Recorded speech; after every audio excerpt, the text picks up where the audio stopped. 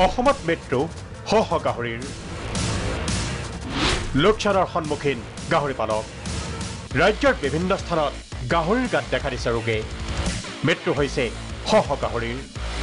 ধেমাজি লখিমপুৰ যোৰহাট শিৱসাগৰ ডিব্ৰুগড় হাজো আদি অঞ্চলত মৃত্যু হৈছে বহু গাহৰিৰ তিনিচুকীয়া জিলাত গাহৰিৰ সৰবৰাহ আৰু মাংস বিক্ৰী নিষিদ্ধ তিনিচুকীয়া জিলা প্ৰশাসনে দিছে এই নিৰ্দেশ চৰকাৰীভাৱে মৰা হৈছে ৰোগত আক্ৰান্ত গাহৰি ডিব্ৰুগড়ৰ খোৰাঙৰ ভোগালীপথাৰ গাঁৱত ৪৮টা গাহৰি বৈজ্ঞানিক পদ্ধতিৰে মৰাৰ ব্যৱস্থা কৰা হৈছে গাঁওখনৰ 10 কিলোমিটাৰ ব্যাসাৰ্ধত গাহৰি বা গাহৰিৰ মাংস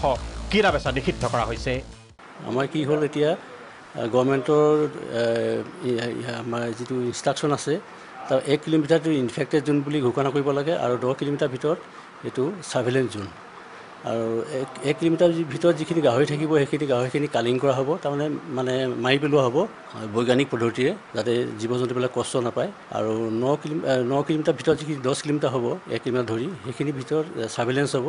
সেইখিনি নিৰীক্ষণত থাকিব হাজোৰ হাতদল নদী পাৰ অঞ্চলত মৃত্যু শহ গাহৰিৰ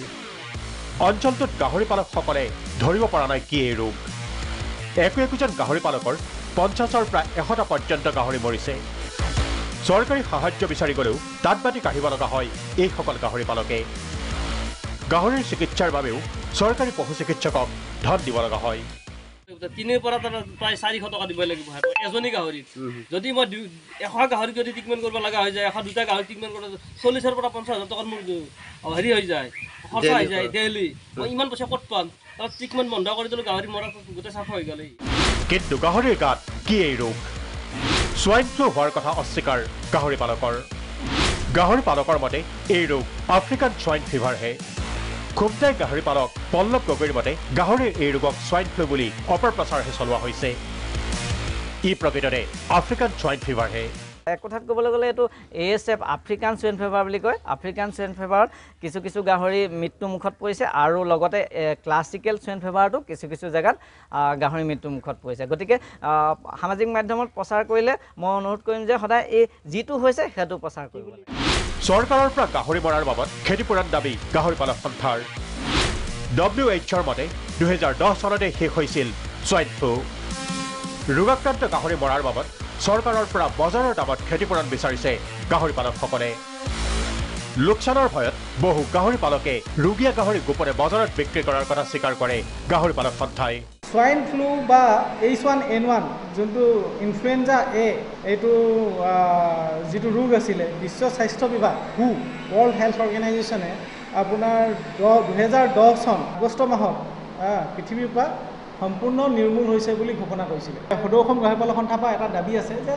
যিটো বজাৰৰ মূল্য বৰ্তমান যিটো বজাৰ মূল্য সেই বজাৰ মূল্যটো আপোনালোকে দিয়ক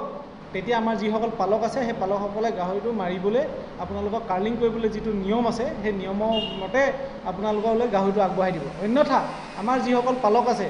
দুটা এটা গাহৰি পুহি কিনি বছৰীয়া যিটো মানে ডাঙৰ খৰচ আছে ঘৰখনৰ সেই খৰচাটো উলিয়াবৰ কাৰণে যিহেতু গাহৰিটো পোহে তেখেতলোকৰ ওচৰত পুঁজি বুলিবলৈ বেলেগকৈ নাই তো তেখেতলোকে এই গাহৰিটোক আকৌ ইমান কম মূল্যতে চৰকাৰক মানে